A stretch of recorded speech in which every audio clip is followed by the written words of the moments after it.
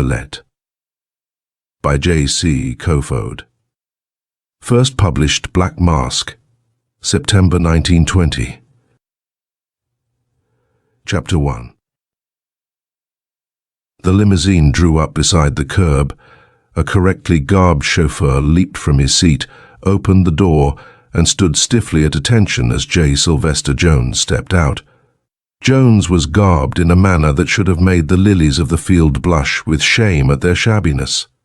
From $30 hat to $40 shoes he was impeccable. "You may wait, Hawker," he said, in a tone that meant, "Hawker, I graciously give you permission to continue living." He separated a key from the others on his ring and languidly ascended the steps of Strickland Gurney's ornate house. It was coming on to dusk, and the great hall was almost dark. Jones switched on the light and looked about curiously. "Bradley," he called. A round-shouldered, misty-eyed little butler came pattering from somewhere in the rear of the house. "I am astonished at this carelessness, Bradley," reproved Jones. "Where are the servants?" "Ah, Mr. Sylvester, sir, I'm glad you've come." The old butler pointed a skinny, shaking hand toward the ceiling. "Something's wrong, Mr. Sylvester. I know it in my bones." "Wrong? What could be wrong?" "This morning your uncle told all the servants to take the day off." "I was feeling rather badly, sir, and I retired to my room, where I stayed until noon. I went to his study then, and knocked, but he would not answer. Later I tried the door 2 or 3 times, but could get no response." "Nonsense," said Jones sharply. "What could be wrong? You're too old to display the nerves of a Chestnut Street flapper, Bradley. I'll go upstairs with you, and we'll rouse up the old curmudgeon. Probably he went to sleep counting his bank books." Together they ascended the wide oak balustraded stairs. There was a heaviness in the atmosphere, a gloom that permeated everything. The butler shivered. Jones's eyes grew hard. There was no evidence of anything out of the ordinary, but both knew that something was wrong. The door to Strickland Gurney's study fronted the wide stairway. It was a huge affair of age-blackened oak that had been imported from a chateau in Normandy. Jones rapped several times and called his uncle's name. There was no answer. "I told you, sir," quavered Bradley. The younger man stooped and applied his eye to the keyhole. A limited segment of the room sprang into view. The rows of bookcases against the walls, the untidy table, and the great carved chair that Strickland Gurney used. But it was none of these things that caused J. Sylvester Jones to straighten up with a little sucking in of his breath. "Wait here, Bradley," he instructed. "I'll be back in a moment." He clattered downstairs and flung open the door to the street. Hawker, the chauffeur, an old young man with a sharp profile and bloodshot eyes, sprang to attention. "Yes, sir?" "Drive like the devil to the police station and bring some officers here at once. Better have one who knows something about locks. We can't batter this door down." When the limousine had roared up the street, Jones slowly reclimbed the stairs. Bradley was fussing nervously about the hall, straightening chairs and pictures that were already in mathematically accurate positions. "It's dreadful, sir," sighed the old butler. "I peeped through the keyhole, sir. I could just see the top of his head, slewed around at a most peculiar angle, and it never moves, sir." Do you think he might have done himself an injury?" Jones asked. "If injury's been done, he has done it himself. You know the study, sir. There are no windows, in the regular sense. Only those iron-barred transoms near the ceiling, and no living thing could get through them. And this door, sir, there was only one key, and that Mr. Gurney carried on his watch chain." The tramp of heavy feet sounded in the hallway below. Jones called anxiously, and a portentous file ascended the steps.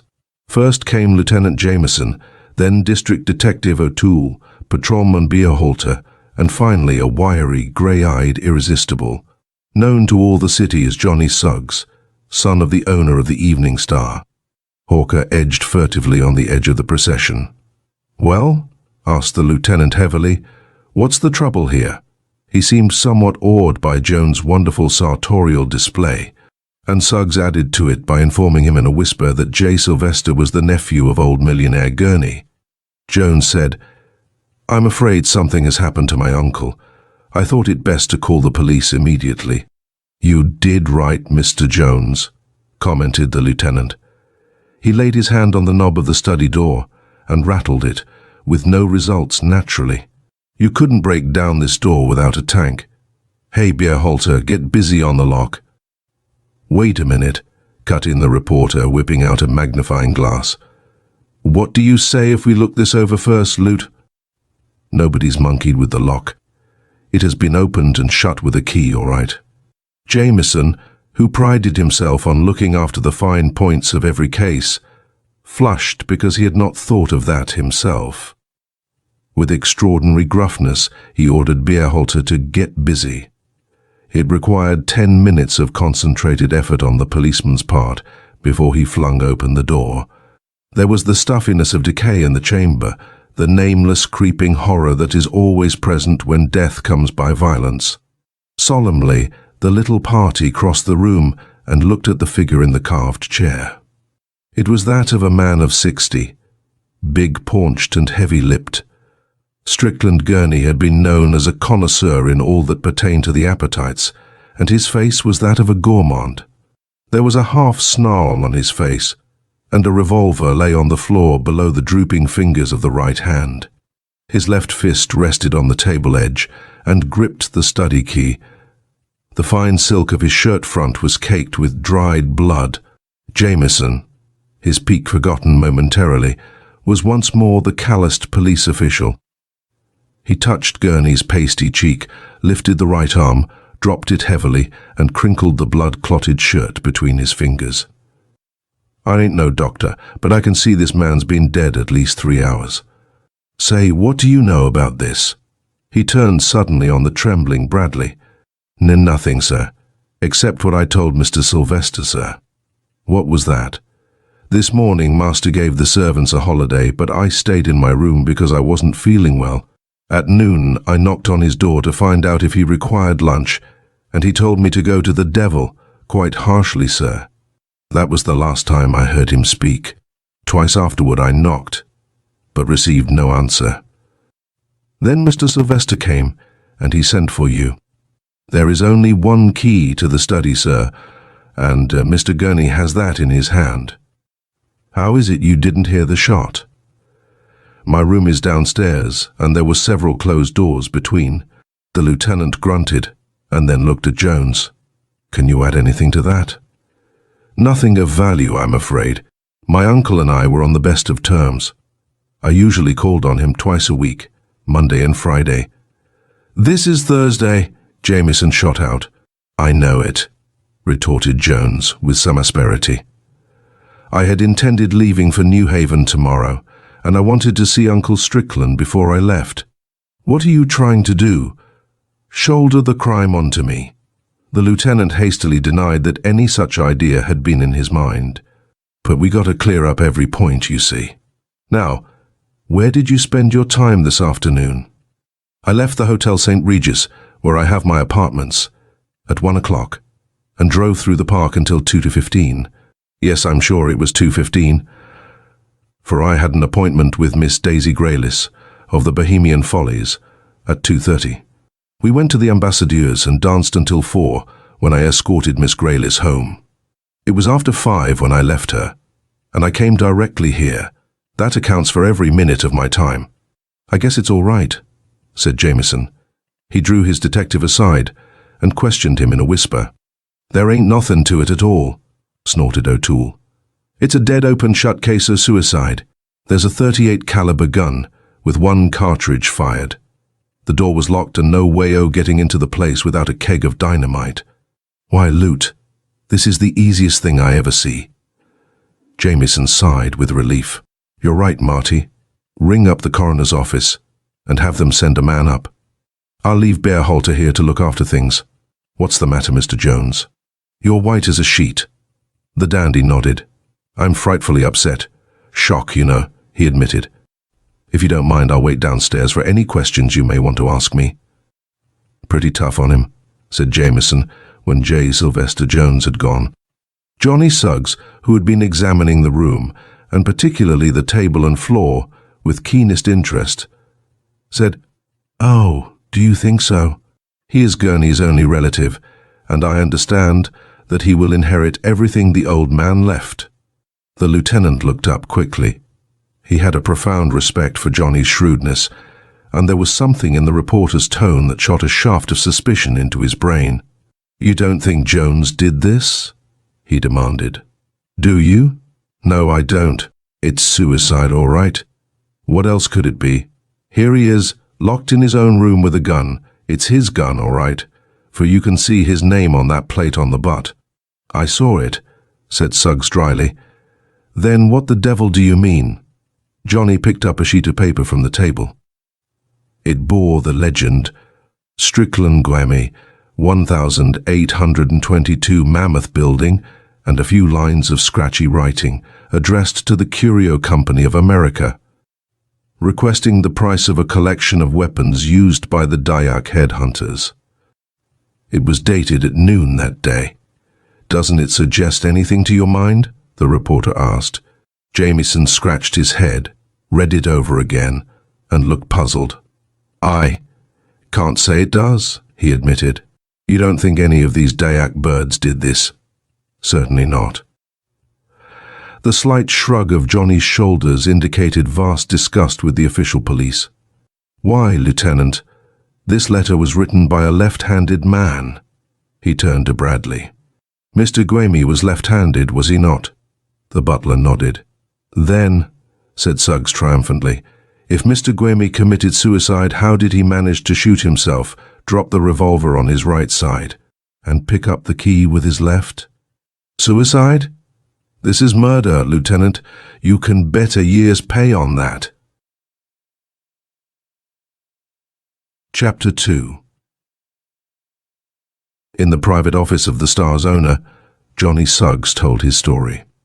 "I've checked up on Jones' story," he concluded, "and everything is just as he said.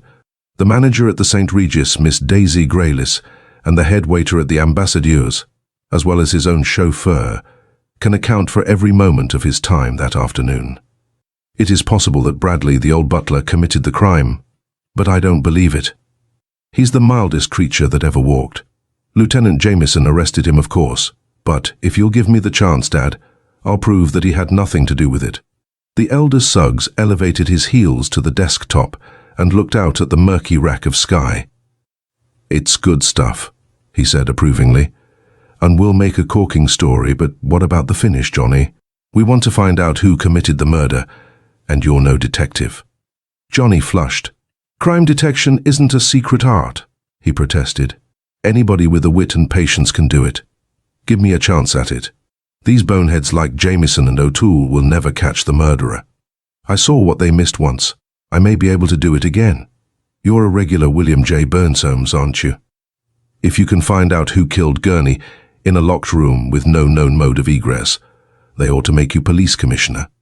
But we won't build any triumphal arches until you do the job. Go to it." Johnny sprang to his feet and cracked his heels together. "I'll do it, all right." Highly elated, he descended to the street. It was 11 o'clock, and Lai was tired from his chase about town, verifying Jones' story, but he had no desire to go to bed then. As a matter of fact, he intended going back to the Gurney residence and conducting a minute investigation of the dead man's study. He had not seen all he wanted to see that afternoon, and as the house had been locked, he would have all the opportunity he desired if he could effect an entrance. A taxi was standing by the curb. Johnny climbed in and gave the chauffeur his instructions. In a moment more he was whirling along the brilliantly lighted street on the first lap of his search for Strickland Gurney's murderer. 3 blocks from his destination, Suggs left the taxi. A policeman was lolling in front of the house of death, so Johnny gave it a wide berth and entered the alley behind. It required only a moment to scale the fence and feel his way through the darkness to the kitchen window. Anticipating his course of action, the reporter carried with him a chisel, a jimmy, and an electric torch. In the utter blackness of the yard, he did not dare use his torch. for fear a roaming policeman might see it. So, depending on his sense of touch, he felt for the window, chisel in one hand. When he found it, a sudden cold streak went up his spine. It was open 3 inches from the bottom. There was someone in that house. Suggs did not doubt it for a moment. He was positive it was not the police, for they had secured the key to the front door. It was either the murderer come back to the scene of his crime, or some housebreaker who had followed close on the news of Gurney's death and hoped to reap a harvest. Johnny was not armed, but he shoved the window higher, swung his leg across the sill and climbed in. The house was horribly still. Suggs framed the kitchen wall with a circle of light and, stepping very cautiously, reached the door and peered into the dining room. No one there. No one in the butler's pantry. No one on the first floor at all. Was there anyone in the room where Strickland Gurney had met his death? Very softly Johnny began the ascent of the wide staircase. Then, as he strained his ears, he heard the rustle of a skirt and the soft, smothered whimper of a frightened woman. He shrank back against the wall and waited. A bar of light crept out of the darkness and rested on the age-blackened oak of the study door. It wavered, as though the one who held it was nervous. And then, into that bar of light was stretched a woman's hand. A slim, marvelously white hand that fitted a key into the lock. Bit by bit, the reporter edged up the stairs. He had noticed where the electric light switch was located on his first visit there that afternoon, and it stood him in good stead now. His hand felt along the wall until it touched the button, and then he flooded the hall with dazzling light. With a gasp of fright, the woman straightened up and turned. Her soft, fair hair fell about her pallid cheeks, and the graceful gown she wore was spotted and torn from her trip over the fence and the kitchen windowsill. Even in that startling moment, Johnny commented to himself on her wonderful beauty. "Who are you?" she whispered. The reporter smiled. "I was just going to ask that question of you. Who are you?" she repeated tensely. "What are you doing here?" "My name is John Suggs, and I happen temporarily to be a wage slave of the Evening Star." "You see," he said, with a careless wave of his free hand, "I was at the district police station when the news of Mr. Gurney's murder arrived." "Murder?" whispered the girl, her hand going to her breast. "Murder. I thought the papers said it was suicide." "So the police thought at first," Johnny sighed. "They are shockingly unobservant. But I found that he had been murdered." "Did you do it?" He took a sudden step forward and pointed his finger at her accusingly. If he had expected her to show fright or fear, he was disappointed. The girl straightened up, and a hot color flamed in her cheeks. "I?" she cried. "You are insane. I am Mildred Gurney, Strickland Gurney's daughter." Johnny laughed. "My dear young lady, please. If you had merely stated that you knew nothing of this affair, I should have been inclined to believe you. But it seems to be a pretty well-known fact that Mr. Gurney was a bachelor and has no relatives except a nephew, J. Sylvester Jones. It's a lie. A lie. My mother was the daughter of a British resident among the Dayaks in Borneo. Mr. Gurney came there on a hunting expedition and married her. They lived together for 10 years. Then he deserted her. Mother never gave up the search for him. She died in Singapore a year ago, and she urged me to keep seeking him. I traced him to this city. 2 days ago, I met old Bradley, who had cared for me when I was a child in Borneo. He promised to help.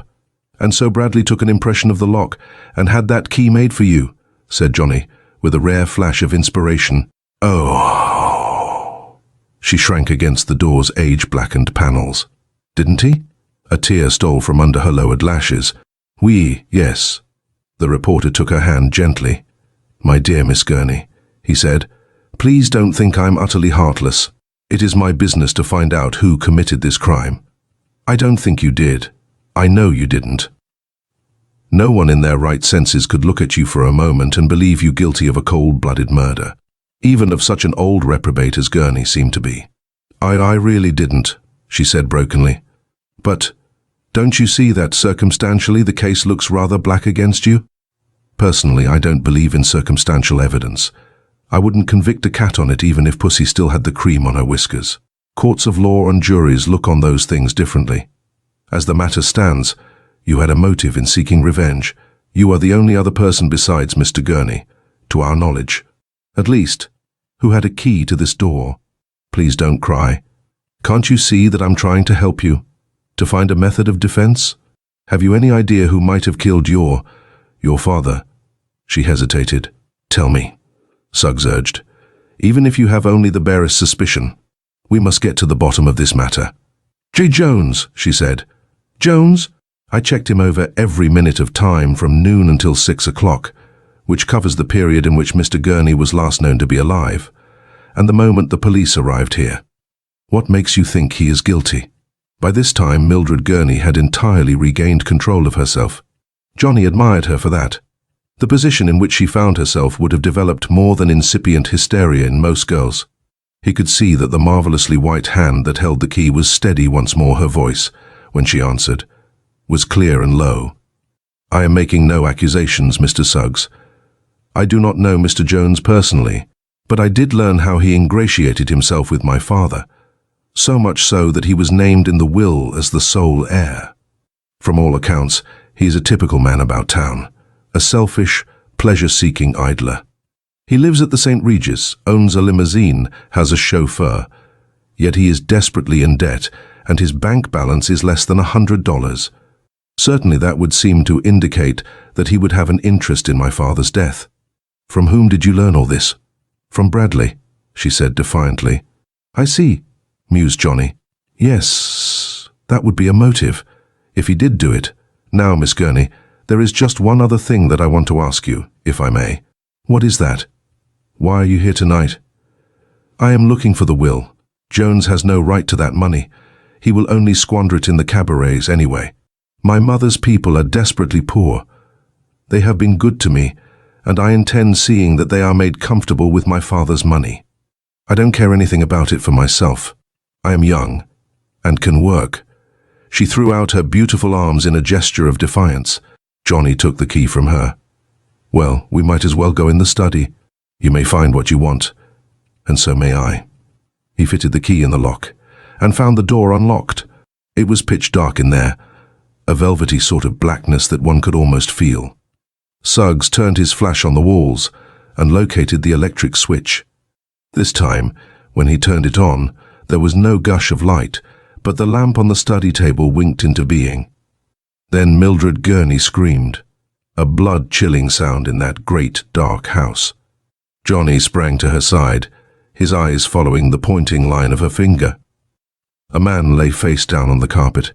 His clothes were of the latest cut, though crumpled and torn in places. A dark, wet spot shone on the carpet by his chest. Suggs knelt, turned him over, and looked into the dead, staring eyes of J. Sylvester Jones. Chapter 3. When John Suggs reached home that night, or morning rather, as it was verging on 4 o'clock, he sat down at his desk with paper and pen, and summed up the evidence against the 3 suspects. First, J. Sylvester Jones. He had a motive, as he was reported to be the sole heir of Strickland Gurney's wealth. On the other hand, he lived at the most expensive hotel in the city, and seemed to have considerable money, despite his lack of a balance at the bank. There was no real evidence against him. Second, Bradley, the butler. There was no definite motive, though he might have committed the crime for Mildred Gurney's sake. The strongest link connecting him with the murder was the fact that he was the only known person in the house at the time of Gurney's death. The fact that he openly admitted this, when he might have easily gone out and established an alibi, was a point in his favor. Third, Mildred Gurney. Her motive could have been revenge, though she was not of a type likely to harbor that sentiment. According to her story, however, she had ample cause to hate the old millionaire. The fact that she possessed a key to the study door was certainly a damning bit of evidence against her. When he reached that point, Suggs tore up the paper in disgust. He had searched every inch of the study without finding a single clue that would aid him. If Jones had killed Gurney, who, in turn, had killed Jones? If he had not, who had? After finding the body of Jones in the Gurney study, and failing to locate a scrap of evidence that would incriminate the killer of Gurney or of Jones, Johnny had taken Mildred away from the house of death. She had not found her father's will, so both were in a despondent frame of mind. The girl was staying at a modest little hotel uptown, and she promised to telephone the reporter if anything of importance occurred. Lying back in his chair, eyes closed, Suggs tried to logically put together the small bits of knowledge he possessed into a comprehensive whole. The theory advanced by the transcendent detectives of fiction, that no human being could enter a room without leaving some clue to his identity, Johnny found to be fallacious. There was not the vestige of a clue in Gurney's study, and why should there be? The murderer had probably slipped into the house, if he was not one of the household, quietly walked upstairs, opened the study door, and killed Gurney as the latter sat in his chair. It could only be by the most colossal luck that the killer would drop some identifying bit of personal property, and he had not done so. There had been no rain or snow to make convenient footprints. Deduction, as practiced by Holmes and Dupin, was all very well. But even those masters had to have some concrete clue from which to argue. There was not a single one for either the Jones or the Gurney murder, yet they were evidently joined by a connecting link. It was inconceivable that it should be otherwise. The figures of Jones, Bradley, and Mildred Gurney filled Suggs' mental vision. His perspective of the case was clogged by their bulk. One of them had very likely committed the crime. Then Jones was killed. Bradley was in prison, and so eliminated from that angle of the case. But Mildred had been in the house, had been there before Suggs made his unexpected appearance. And she possessed the key to the study door. Was Mildred Gurney the double murderess? Every fibre of Johnny Suggs being revolted at the thought, he thought of her pallid face, clear-cut as a cameo, and framed by the crown of soft, fair hair. It was the face of a pure, warm-hearted girl, and one utterly incapable of such a crime. It was on her slender shoulders, though, that the black shadow of suspicion lay most heavily. At dawn, Johnny gave up the problem temporarily, washed and shaved, and slipped out of the house without awakening anyone. He took a car downtown and had breakfast at an all-night restaurant of the lunch-stand variety. It was dim and grey in the city. A gloomy, foreboding morning, with a shroud of fog creeping in from the river. The reporter lit a cigar, and having nothing particular to do, strolled over to the Star office. The city room was empty save for a sleepy figure curled up in one of the chairs. Suggs' footfalls aroused it. "Hello, Johnny," he husked, reaching mechanically for a cigarette. "What in the deuce are you doing down here at this time of night? If I was the son of the boss of this paper, I wouldn't work at all." He lapsed back into somnolent desuetude. "Oh, you wouldn't?" repeated Johnny, with keen sarcasm. "I like Palm Beach and yachts and joy parties as much as you do, but you see me working, don't you? You'd do it too, if he was your governor. By the way," the other man woke up suddenly, "a note came in for you about 11 o'clock, laying on your desk over there. It's from Bradley, the butler who's been held in this Gurney murder mystery. Friend of yours?" Suggs picked up the crumpled envelope, with his name scrawled on it. "Who brought it?" "A hard-looking bird. One of the guards, I guess." Johnny ripped open the envelope and read, "Dear Mr. Suggs, probably the peculiarity of this will strike you at once. I feel that you are a friend. If you would do me a favor, when you hear of my death, and I feel that the end is not far, will you have my body disposed of, as was that of Gustav Edmondson, who wrote The Psychology of the Working Classes? With many thanks for your keenness. Respectfully yours, James R. Bradley." The reporter stared at the note. It might as well have been a jumble of unintelligible gibberish, so far as he was concerned. Then two lines in the letter seemed to spring out in bold face letters.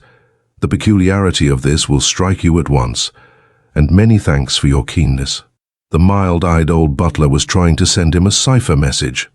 Now, Johnny had gained valuable experience with codes during his service in the intelligence section of a famous combat division in France. He had learned to read ciphers of many kinds.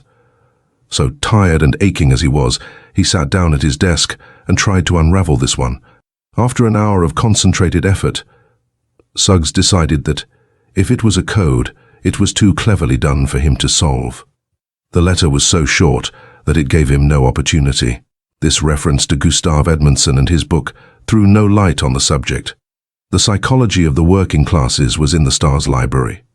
Johnny brought it out, read over the contents page and skipped through the volume, but it carried no suggestion to his mind. It was dull and prosy in the extreme, and the possibility that it might have any connection with the double murder in the Gurney house seemed rather far-fetched. At 8 o'clock he called up Lieutenant Jameson. "Anything new develop, Loot? In the Gurney case, I mean." "New," howled Jameson. "I'll say there has. Now listen, Johnny, I'm giving you this first of all, because you've helped me in the past, and anyway, I want due credit with your dad for giving his paper first crack at it. Soon as I get done talking, come down to the Gurney house. I'll be there by the time you arrive." "All right." "Shoot. There's been big doings down there last night. Patrolman Duffy was on special duty in front of the place. He's a good, sober man, and he swore that he wasn't 100 yards from the house all night. Every hour or two he walked around through the alley and looked things over from the back. He didn't see a light or hear a sound up till 3:30. At that time Duffy was standing by the Gurney steps, and he heard a shot from inside. Well, he rapped for assistance, broke a window and climbed in. He saw a light upstairs and tore up their hell-bent for election. The door to the study was open." "Open?" interrupted Johnny. "I thought I locked it." "What?" "I said I thought you locked it." "I did, but open it was, and the furniture was smashed up generally as though there had been a scrap." "What?" Suggs was thoroughly surprised now. When he was in the study only a few hours before this occurrence, everything had been in apple pie order. "And now," "I said everything was broken up," the policeman said peevishly. "This damned phone's out of order, and you can't hear anything right. Chairs broken up, pictures busted loose from the walls, the room smashed generally." "Come on, get to the finish," urged Suggs. "You're not telling a short story with a carefully arranged climax. I want to get all the dope for the sheet." Jameson's hoarse laugh rumbled over the wire. "We found a dead man in the study. You're a clever lad, and quite an amateur detective yourself, but I'll bet you can't guess who it was." "I've got a 10 spot that says I can," said Johnny, touched in his pride at the policeman's dig at his sleuthing propensities. "You're on." "Who was it?" Suggs braced himself for the bellow that would come through the receiver. "J. Sylvester Jones," he said. "Oh no," laughed Jameson. "You thought I was a dummy when I suggested that it might be one of those Dyak fellows who croak Strickland Gurney. Well, there isn't an acre of green in my eye, son. Patrolman Duffy found one of those Dyaks in Gurney's room, with a bullet hole drilled through his heart." Chapter 4.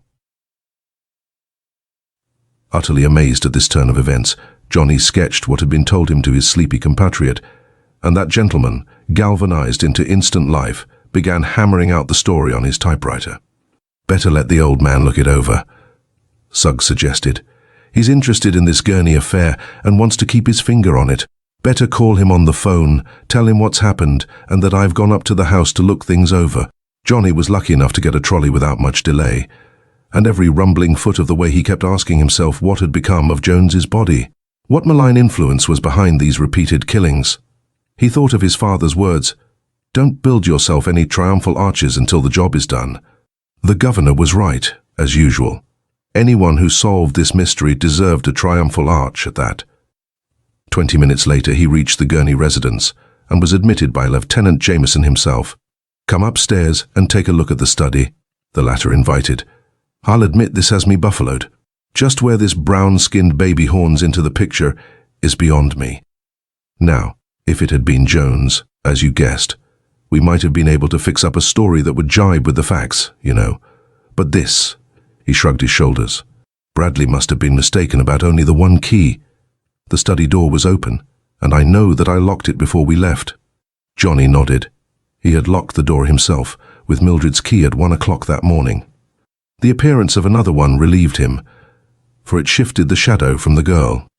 Between 1 o'clock and 3:30, the possessor of the third key, who was probably the murderer they sought, had entered the house.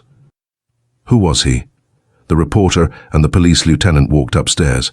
A man lay on the study floor, almost directly on the spot where J. Sylvester Jones had sprawled when Suggs discovered him earlier in the morning. He was a Dyak, finely developed physically, and from the tattoo marks on arms and shoulders evidently of a chief family. He wore 5 silver leg rings and a bead necklace for ornaments, and a cheap overcoat in deference to Western customs.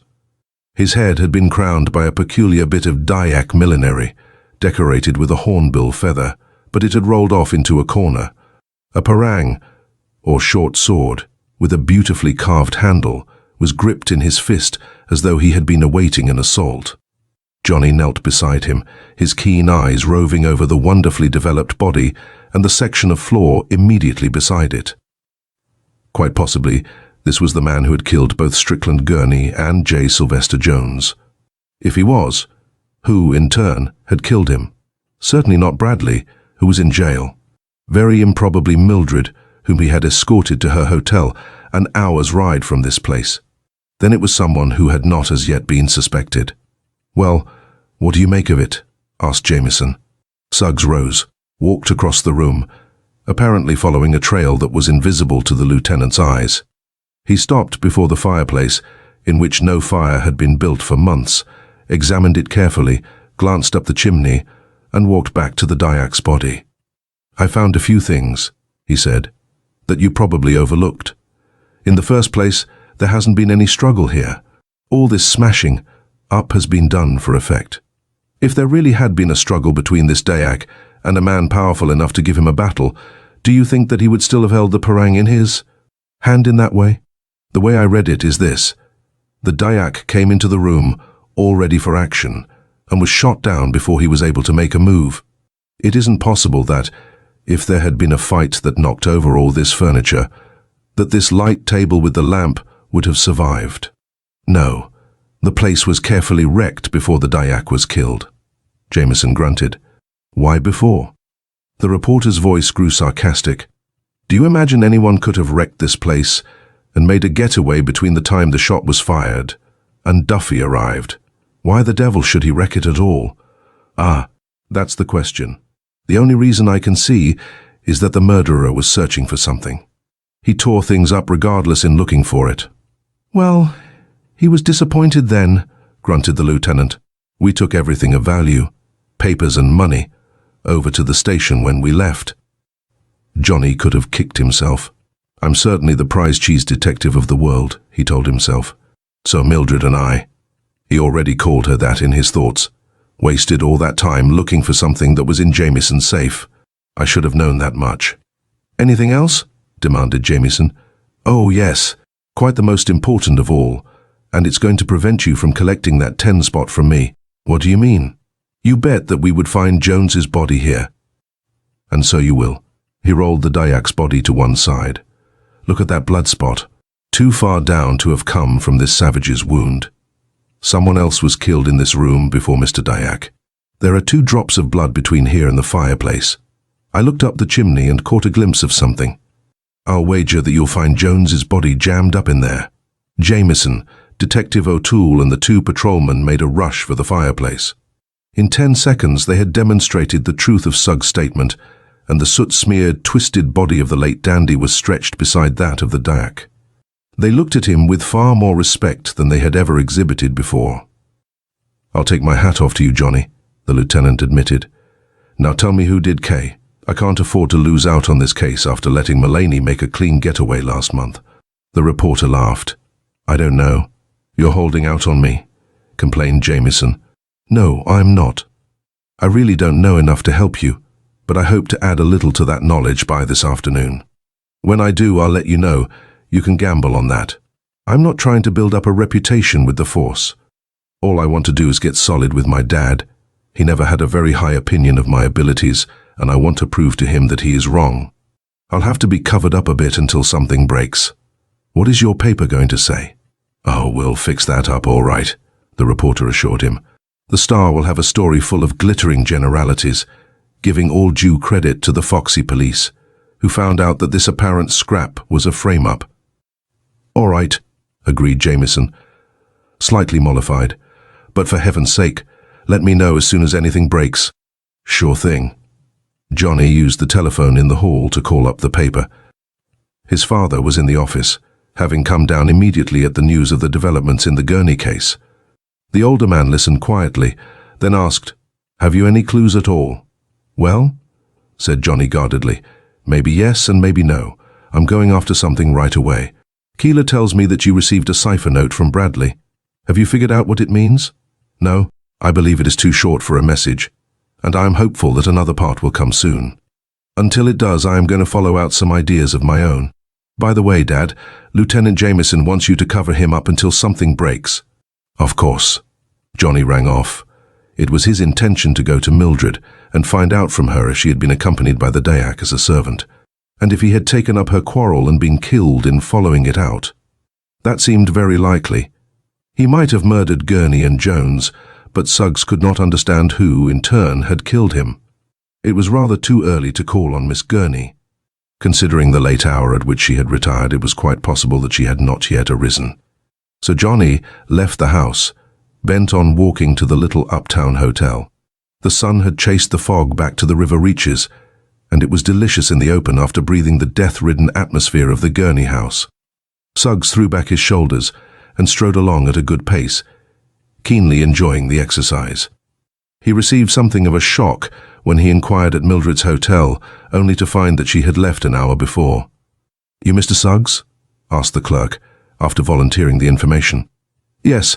Well, she left a message for you. Probably thought you'd be here pretty soon." "Tell him," she said, "to come to 2738 Phillips Street right away.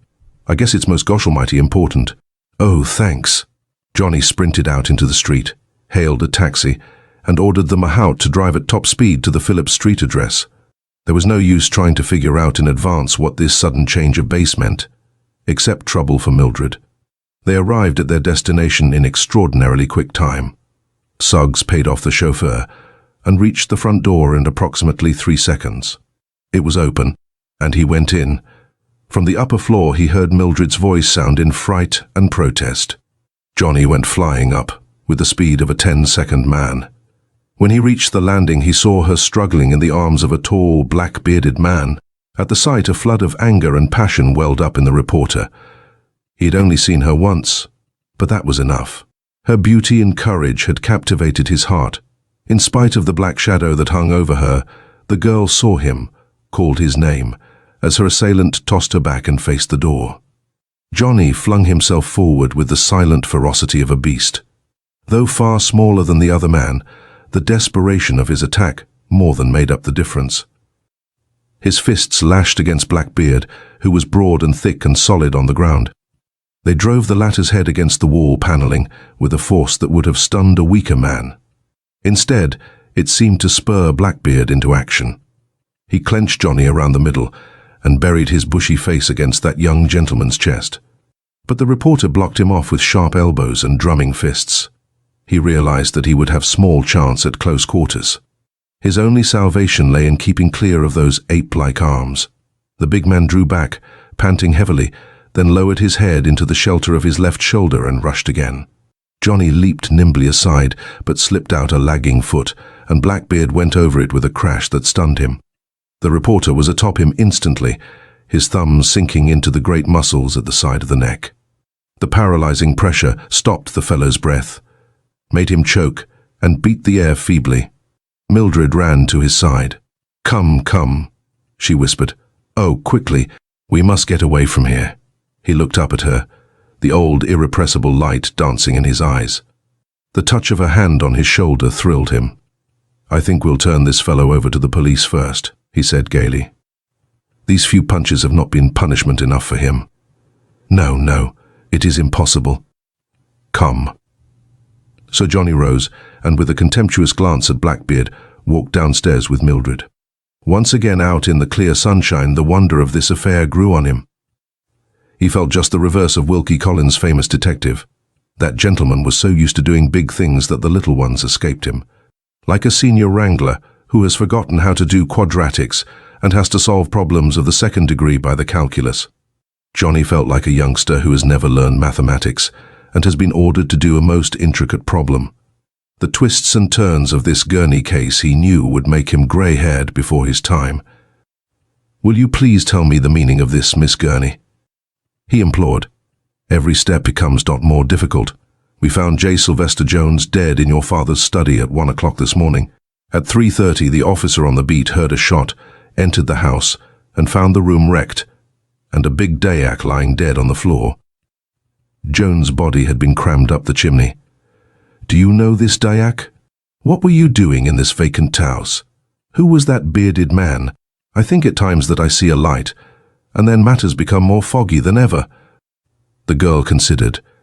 The Dayak was probably Tama Aping, who swore to revenge himself someday on my father. He was different from most of his people. Sullen, vicious to the core. Yes, he is the only one I can recall who would spend these years in a search for an enemy. It really doesn't help us much. Granting that he killed Mr. Gurney, the problem of his own death and Jones is just as puzzling. But what were you doing in this house, Miss Gurney? The house belonged to my mother, Mr. Suggs. The black-bearded man had been watching me. I wanted to get away from him, and I came here, thinking I had shaken him off. Instead, he was close on my heels, forced his way in and seized me. Why? He said he was a detective and wanted to arrest me for the murder of Strickland Gurney. Chapter 5. Johnny's heart jumped with a sudden throb of fear. How had the police secured intelligence of Strickland Gurney's daughter? If they had, and knew what cause she had for hating him, her arrest was only a matter of a few hours. Now, this detective, the reporter closed his eyes for an instant, trying to place those features in the gallery of his mind. Detective? Why, the man was Black Allen, a gunman of more than local renown. Undoubtedly someone was interested in having Mildred Gurney put out of the way. And that person, Suggs believed, was the murderer he sought. With a word to Mildred, the reporter ran back to the house. If the thumbscrews were put on Black Allen, he might tell who had hired him, which would save a lot of time and trouble. Johnny had left him in the house because he believed, as the girl had, that the fellow was a detective. Now he was anxious to find him. But Allen, having enough of Suggs' punching ability, had disappeared. The reporter explained the situation to the girl, and together they returned to Mildred's hotel. Johnny waited in the lobby while she packed her things. Then he chartered a taxi and had them taken to another hostelry in an entirely different section of the city. This would throw the Allen contingent off the track for a while at least. Once more back on the job, Johnny's mind harked to the supposed cipher message Bradley had sent him. What necessity was there for it? The butler could just as easily have sent for him and told whatever he wanted. There was no need for mystic flubdubbery. The reporter's anxiety to unravel the tangle and find out who had killed Gurney, Jones and the Dayak chief increased with every passing moment. Though he had no very high respect for the Gentleman M, the municipal detective office, he admitted that they sometimes stumbled on the truth through sheer persistence. And he was very much afraid that in their blind fumbling around they would lay hands on Mildred Gurney. Though Johnny was sure that she had not committed the crime, he knew that the police would be harder to convince. Besides, if he could lay hands on the murderer of Strickland Gurney, these attacks, Mildred would cease. The reporter stopped at 15th Street to wait for a car that would carry him downtown to the prison where Bradley was held in durance. While he waited, a glittering Rolls-Royce limousine purred up to the curb. Hawker, chauffeur for the late J. Sylvester Jones, turned his little bloodshot eyes on Suggs. "Mr. Suggs, sir, is it not?" he asked, with the soft deference of those who fetch and carry for the rich. "I'm in a bit of a corner, sir, and seeing you yesterday at Mr. Gurney's house, and hearing so highly of your capabilities. Begging your pardon, sir, I've come to you for a bit of advice." "Fire when ready," said Johnny good-humouredly. "Isn't there any place I can take you, sir?" "Well, I'm going down to the prison." "Prison? To see Bradley, Mr. Gurney's butler?" Hawker wagged his head hypocritically. "To think that Whited Sepulchre should kill his master. It is almost unbelievable." "Do you believe it?" "Of course. He was the only one in the house at the time. But you are going to the prison, sir. If you will ride on the seat with me, I can explain myself on the way down, sir." So the reporter sprang nimbly in beside the overgroomed Hawker, and the big machine leaped away with the satisfied purr of a giant cat. "It is a most peculiar situation, sir," began the chauffeur. "You see, I was in the service of the Jones family for years. When Mr. Sylvester went for himself, I followed as valet and chauffeur, The establishment being a small one, do you see, sir? He thought very much of me, if I do say it, and his family having passed away, he made a will leaving everything to me." Johnny turned a pair of brightly suspicious eyes on Hawker, who returned the gaze steadily for an instant before swinging it again to the street. "It develops, sir," the chauffeur continued, "that Mr. Sylvester left practically nothing. His bank balance is almost non-existent. This car and his other personal belongings must go to satisfy his creditors. It is very sad how close he was sailing to the wind, sir." "That makes it rather hard for you," observed Suggs. "But why are you telling me?" "I'm distrustful of lawyers, and I had to talk about it with someone. Here is the strange part, sir." The chauffeur whirled the car around a corner and threaded his way through a maze of traffic at a speed that was a testimonial to his cleverness. "I understand that my master inherited all of Mr. Gurney's vast fortune. Many a time Mr. Sylvester told me of his expectations. So, naturally, I expect to receive the money that would have gone to him." They had reached the grey, forbidding walls of the prison, and the Rolls-Royce came to a stop before the gates. Johnny descended, but hesitated a moment, one foot lagging on the running board. He had an idea, and he wanted to see more of Hawker. "I think I can do something for you," he said. "As soon as I am free, I'm coming to see you. You can find me at the St. Regis garage, sir." Johnny's eyes met the little bloodshot ones in a meaning glance. "And you," he added, "can do something for me." With a careless nod, he strolled toward the warden's office. It was quite natural that Suggs should know the warden of the prison. It was equally natural that the warden should be glad to do a favor for a newspaperman and the son of one of the city's most influential men. When Johnny asked to talk with Bradley the warden, supposing it to be an ordinary interview that was desired, assented, and led him to the old butler's cell himself. The wistful little man was reading his Bible, but he laid it down and rose as Johnny entered.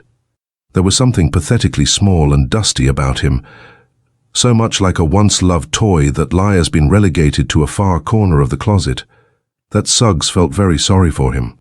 He said a word or two about being sad to see him there. Bradley responded gratefully. The warden considerately withdrew out of earshot. Suggs said, "I received that message you sent me, but couldn't make head or tail of it, so I came here to get the thing straight from your own lips." Bradley looked at him in a confused sort of a way. I don't know what you're talking about, sir."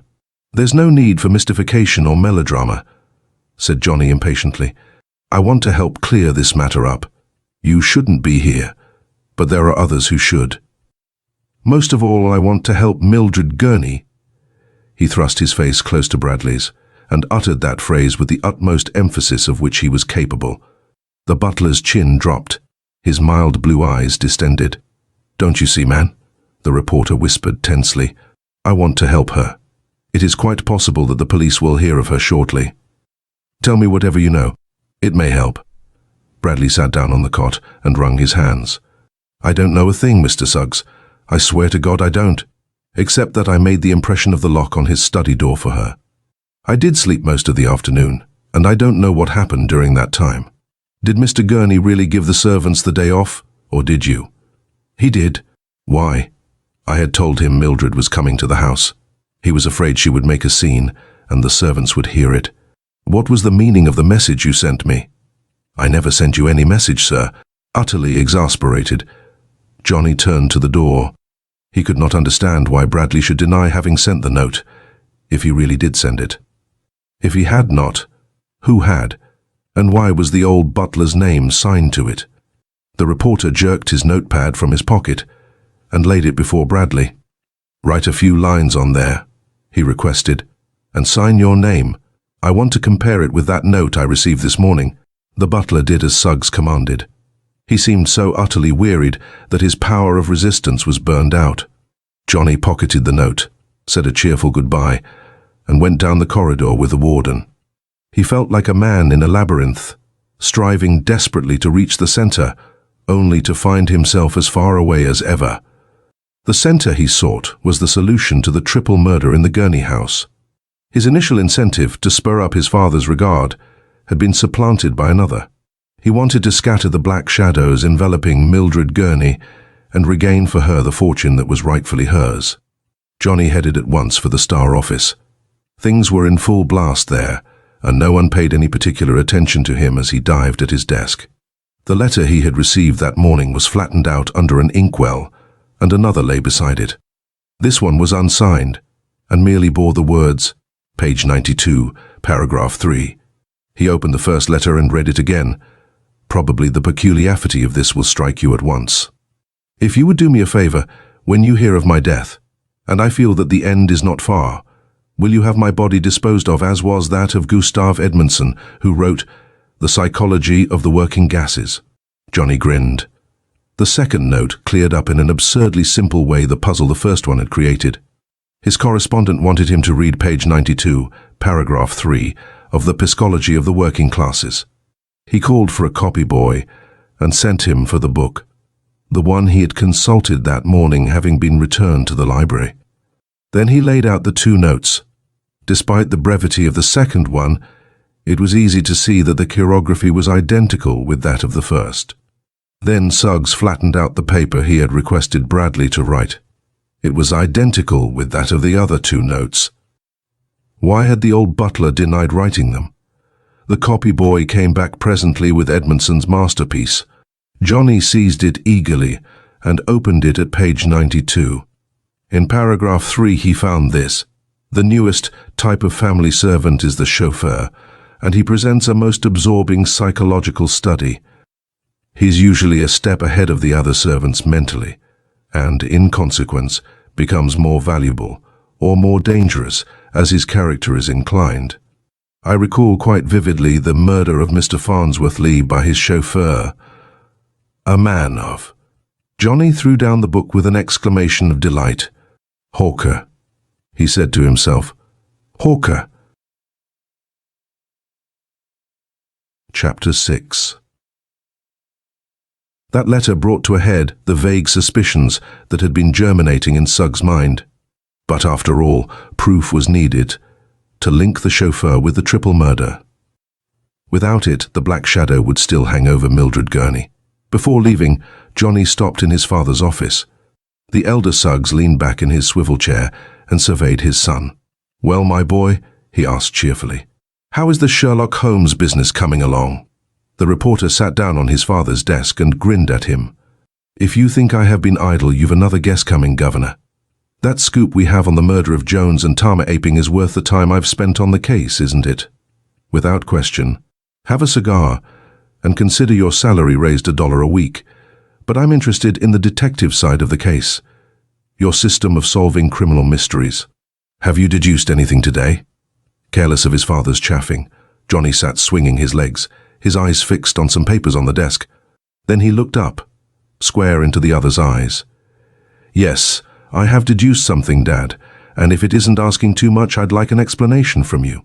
Why did you send me those two notes and sign Bradley's name? How, may I ask, did you connect me with that incident? You have an old letter of Bradley's there on your desk, and a sheet of paper covered with imitations of his chirography. You are something of a handwriting expert, so it wasn't hard to guess. But what is the big idea?" The older man tossed away his cigar and laughed. "You are doing so well on this, son, that I wanted to help, yet still keep you puzzled. I thought you would be able to follow that rather broad clue of mine, but I didn't want you to know that I left it. Have you seen Bradley?" "Of course. The old fellow was all fussed up when I wanted to know what his message meant. He hadn't any idea of what I was talking about." The editor of the Star chuckled. "I suppose so. There isn't any doubt in my mind that he is not implicated in this affair. When things are cleared up, I'll take care of him. Now, I want you to go out and check up on Hawker. No doubt he has what he thinks is a puncture-proof alibi. I suspected Hawker when I learned that he had a bank balance in excess of $100,000. That was sufficient proof that he isn't an ordinary chauffeur. So far as I know, he had no motive in killing either Gurney or Jones." "Yes, he had," Johnny asserted. Then he repeated the story Hawker had told him an hour ago. "Now, I've mapped out a plan to catch him napping. If you'll cooperate with me, I think we can put it across." When he had finished his explanation, the elder Suggs whistled. "It sounds good to me. I'll get busy on my end. Now you chase out and check up every minute of his time." Johnny followed instructions, but at the close of his investigation found himself up against the same blank wall that had blocked him when he checked up on Jones Day. The other chauffeurs at the St. Regis had played poker with Hawker until Jones had summoned him. That was at 10 minutes to 1, and the car had been marked out of the garage 5 minutes later. The traffic officer, on duty in the park that afternoon, distinctly remembered seeing the Rolls-Royce at about 1:15. He knew Mr. Jones personally, and that gentleman stopped and gave him some cigars. The reason that he remembered the time was that Jones asked him, saying his watch had stopped and the clock in the car was broken. Cursed a bit at the carelessness of the chauffeur in allowing it to happen too. Miss Daisy Graylis reiterated her statement that Jones had arrived at 2:30 and that the chauffeur was with him. She did not see Hawker again until 4, when he returned to the Ambassadeur for them. However, the manager of a pool room across the street from the hotel stated that Hawker, who was an old customer of the place, had taken a table at 3 o'clock and had not left until 5 minutes to 4. That accounted for his time just as J. Sylvester Jones had been accounted for. Johnny puzzled over that. He was certain there was something in plain sight that he should see, something that would let him get a hand on Hawker. And suddenly it popped into his mind. Why hadn't he thought of that before? It was just as evident at first as it was now. Now, if his plan to force a confession from the chauffeur, assuming that he was guilty, succeeded, everything would be all right. If Hawker really had killed Strickland Gurney, he had left no clue, and he knew it. On the other hand, every murderer has a restless conscience, nerves that may be startled into betraying him. So Johnny felt fairly hopeful. He called Mildred Gurney on the telephone and outlined his plan to her. The girl, who had come to trust him implicitly, agreed to every detail. Then Johnny paid a visit to Hawker at the St. Regis garage after a flying visit to the Star office. The crooked-nosed chauffeur took the reporter to his room and asked him what he wanted. "I'll tell you," said Suggs. "I'm up against it. If my father knew that I was up to my ears in a stock market tangle, he'd kick me out of the house. Naturally, I'm not anxious to pass up the prospects of inheriting his money, but I need something to tide me over right now." "Why come to me?" "Because you can help me." Hawker began to worry a creased bit of paper, stealthy eyes on the floor. He was studying Johnny's mental capacity, trying to figure out, too, just how far he would go. Finally, he shrugged his shoulders. "I don't know what you mean." The reporter hitched his chair a bit closer. "Yes, you do. I happen to know that you have $100,000 in the Cathedral National Bank. I want a slice of it. Can you advance any reason why I should give it to you?" Hawker had dropped his servile air and spoke out with a sharp assurance new to him. "Several of them, but there is one in particular that will interest you." The chauffeur's bloodshot eyes narrowed, and his fingers drummed uneasily on the arm of his chair. "What is it?" "Your alibi," explained Johnny carefully, "is apparently everything that could be desired. The police take it at its face value anyway. But what were you doing between the hours of 1:15, when the traffic policeman recognized you in the park, and 2:30, when you drove Jones to Miss Graylis's apartment?" Hawker sprang to his feet with a sharp cry of anger, but Johnny did not shift his slouching position in his chair. "There is no need for melodramatics," he said. "You know what I mean." "What do you want?"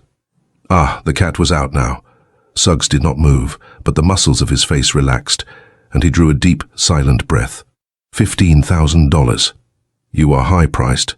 "Oh, very," returned the reporter with a swagger, "and what could I expect in return for that?" "Listen, if the police ever think of that lost hour, they'll be down on you quicker than 1,000 bricks. You have a chance to get old Gurney's money. There are just 2 obstacles. The first one I've just mentioned. The second is Gurney's daughter. She is in the city." He had expected the chauffeur to be astounded. Instead, Hawker merely scowled and said, "I know it." "You know it? What are you going to do about it?" Hawker blinked at him. "If you expect to get any money from me, you'd better make some suggestions yourself. I can keep the thoughts of that dunderhead Jameson turned away from you entirely," Suggs asserted. "That is, if I get the money." "What about this Gurney girl?" Johnny looked at Hawker with a coldly impassive face. "There is only one thing to do, isn't there?" "Yes," said the chauffeur desperately. "We'll have to put her out of the way." "We? Yes, you too. You don't trust me, and I don't trust you. So far, well and good. Everything's even, and no one hurt. But, if we do the job together, one can't hold the other up. Johnny pretended to consider. That offer, of course, was the one he had been attempting to get out of the chauffeur. The reporter knew something of psychology. He knew the state Hawker's nerves would be in when he came to do this cold-blooded crime, and with proper coaching, the man would tell enough to place the noose around his neck. Suggs had an inborn hatred of falsehood, but the remorseless requirements of the profession he was temporarily following forced the deception he was practicing. To lie in the line of duty is sometimes a disagreeable necessity, and this was for Mildred. "Will you do this?" asked Hawker, "and I'll get the 15,000. "Of course." "All right," said Johnny slowly, "but I can't understand why you didn't do something yourself when you knew she was in town." Hawker scowled.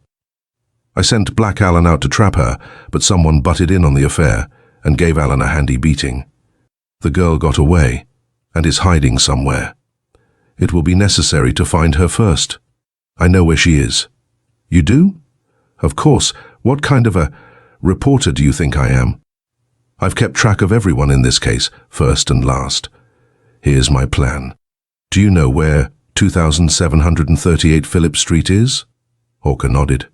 The house belonged to Gurney's wife, and now, of course, belongs to the daughter. "I'll get her there by a fake note.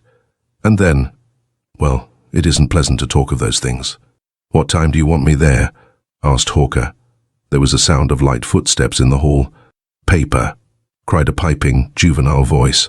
"Even in Star." "At 12, on the dot," said Suggs hurriedly, opening the door. The newsboy thrust in a folded copy of the sheet, which Johnny passed over to Hawker. "At 12, don't forget." And he disappeared down the stairway. While he was striding along the street, chuckling to himself, the chauffeur was staring dumbly at the great black headlines that blazoned forth his financial wreckage. "Cathedral National Bank closes its doors. Looted by officers is report. Not a dollar will be realized by creditors." Chapter 7. Suggs called up the Star office, found that his father had gone home, and immediately followed him there. Dinner had been served long ago. Arid, his mother and sisters had gone to the theatre. The master of the house was in his room, dressing. Johnny went up at once. "Well," asked the owner of the Star, shaking out his dinner jacket and lying it across a chair. "How did your wonderful scheme work out?" "Immense. We have him trapped, I think. Regard your son, old warhorse. He's a criminal. I engaged in a conspiracy with Hawker, at his own suggestion, mind you, that we put Mildred Gurney out of the way. He is to meet me at 2738 Phillip Street at 12 o'clock tonight. I am supposed to have lured the girl there. Gad, what a cold, calculating devil he is. What about that single copy of the Star that I had printed, telling of the failure of the Cathedral National Bank? It was delivered just as I left," laughed Johnny. "And if I know anything of human nature, it will be the final jarring punch that will make Hawker reckless of consequences. He'll talk, and an uncontrolled tongue has been the downfall of more criminals than all the detectives in the world." The older man finished brushing his hair and picked up his waistcoat. "It was a clever idea, son, but I would like to get that paper back again. The bank is as solvent as it ever was. But if that fake notice ever came to the attention of the president, I would find myself the defendant in a suit for damages. However, it's in a good cause, so I won't worry about that. Have you explained matters to Miss Gurney?" "Yes. And she is willing to carry out her share in the affair?" "Of course. She must trust you implicitly, son. I know that you are no Don Juan, but she is an unsophisticated girl. Be careful." John's cheeks began to burn, and he gave his father an uncomfortable look.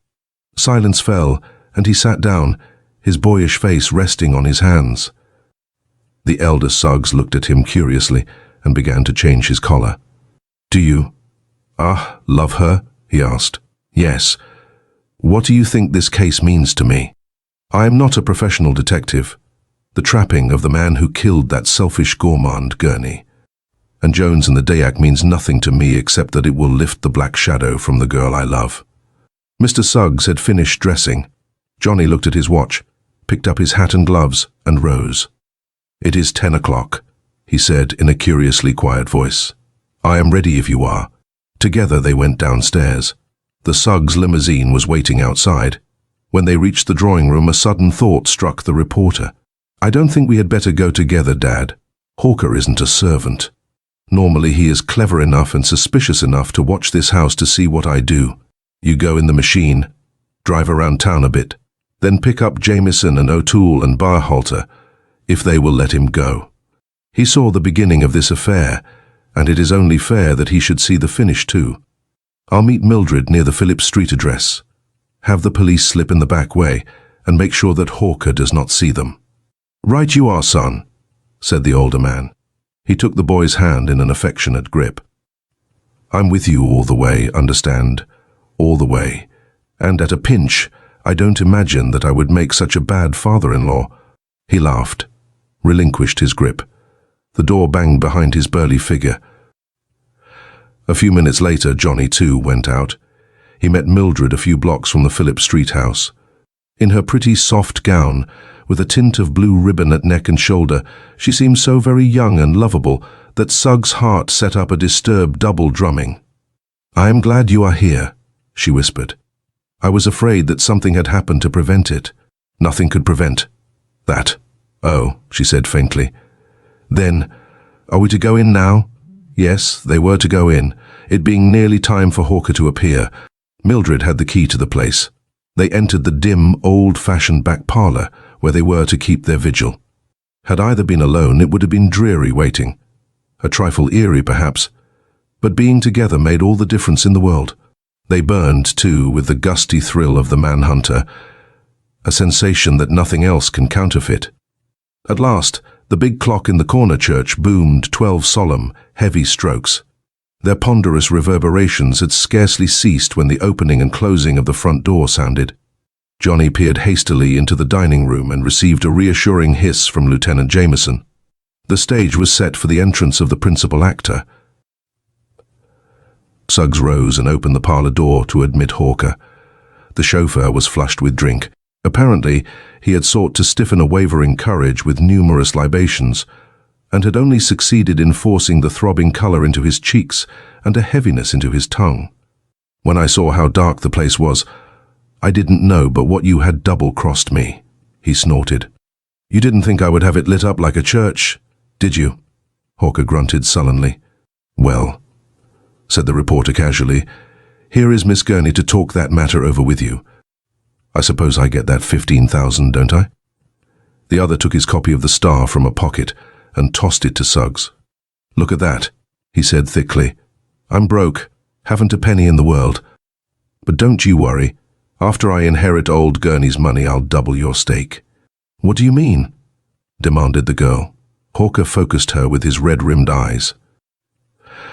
"I had $100,000 in the Cathedral Bank, my share of the money that Jones and I blackmailed out of old fools like Vanderdyke and Castleton. It went broke and took every penny I own. But I'm going to get Gurney's money when you're out of the way, ain't I, Suggs? So we're going to get rid of you very politely. I didn't know if I could trust Suggs at first, but my nerve was gone, and I couldn't put anything over alone. So we're going to kill you together. Kill you the way Jones and Gurney and the PA Yak were killed." He fumbled in his hip pocket for a weapon. Before his fingers had closed on the butt, Johnny leaped forward, and the knuckles of his right fist caught the chauffeur on the mouth. Hawker reeled back, spluttering an oath through his bleeding lips. Before Hawker had recovered his balance, the dining room door opened and closed, and Jameson stood with his broad back against it. The blue coat and brass buttons startled Hawker into instant sobriety. He glared around like a trapped wild beast. A deadly fear was stamped on his bloodless face. "What's the meaning of this?" he demanded. "It means that we've caught the murderer of Strickland Gurney," said the police lieutenant importantly. "You should know that you couldn't deceive us, clever as you are. I didn't kill Gurney, before God I didn't." "No? Who did then?" "Jones did it. He planned it all and carried it out himself. I helped him with his alibi, that was all." His date with Daisy Graylis, the ride through the park, everything was done to cover up his time. The only bit unaccounted for by anyone but me was between 1:15, when the traffic officer in the park recognized us, and 2:30 when Jones went to Miss Graylis's apartment. He disguised himself in overalls and a slouch hat, smeared himself with soot and let himself in through the areaway. He had a key to the old man's study, let himself in. There were only a few words exchanged. Then Jones shot him with an automatic, equipped with a silencer. Why? Old Gurney gave him lots of money. It was Gurney's daughter. Jones learned that she was in town. He heard that the old man had decided on a reconciliation, and he knew that he would have to act quickly to prevent the will from being changed. Then you killed Jones, charged Jameson, his ruddy face deepening in color. Johnny laughed. You're wrong again, Lieutenant. He did not kill Jones. The officer scowled. How do you figure that out? The reporter waved a hand toward Hawker's shrunken body. Jones was killed before the Dayak. I know because I was in that room and found her body. He was a fairly large man, weighed at least 170 pounds. Do you imagine for an instant that Hawker could have lifted that body and jammed it up into the chimney the way we found it? It took a tremendously strong man to do that, and one who had a rather primitive way of hiding his crimes. It's my guess that Tama Aping killed Mr. Jones, and that Hawker, in turn, finished the Dayak. Am I right, Hawker? The chauffeur gave him a malignant glance, but evidently concluded that he could best help himself by making a clean breast of everything. I did kill the Dayak, but it was in self-defense, he said hoarsely. He had murdered Jones and hid himself, I don't know where. He probably mistook Jones for Gurney, whom he hated, and then, frightened, crammed the body up the chimney. I'd followed Jones to the house. When he didn't come out, I entered. The Dayak made for me with that murderous knife of his, so I shot him. That isn't murder, Lieutenant. You can't do anything to me for that. Jameson laughed savagely. Perhaps not, but you're a bad egg, Hawker. A bad egg, just as rotten in your heart as Gurney was. But you conspired to kill his daughter, and you've confessed to blackmailing a number of prominent men. So if you wiggle out of the penalty for killing that greasy Dayak, you're going to do time on those other charges. Take him away, O'Toole. The wagon is waiting outside. There was a clink of steel as the handcuffs circled the chauffeur's wrists. He gave Johnny a murderous glance from his bloodshot eyes and walked out beside the detective. Lieutenant Jameson rubbed his thick, damp palms. Well, I flatter myself that we put that over rather cleverly, eh, Suggs? You know, for a bit, I was worried. What with Mullaney getting away last month and all. The reporter smothered a smile. Hidden by the folds of Mildred's dress, he was holding the girl's hand, and a wonderful feeling of content suffused him. He did not particularly desire any credit for snaring a criminal. He had succeeded in what he set out to do. That was sufficient. Yes, pretty cleverly, repeated Jameson meaningly. Oh yes, said Johnny, turning away. The police of this town aren't to be hoodwinked, and tomorrow the Star will give all due credit to Police Lieutenant Jameson. And now, Mildred. Miss Gurney. Her hand tightened on his. Call me Mildred, as long as you like, she whispered. The end of Black Shadows by J.C. Kofoed.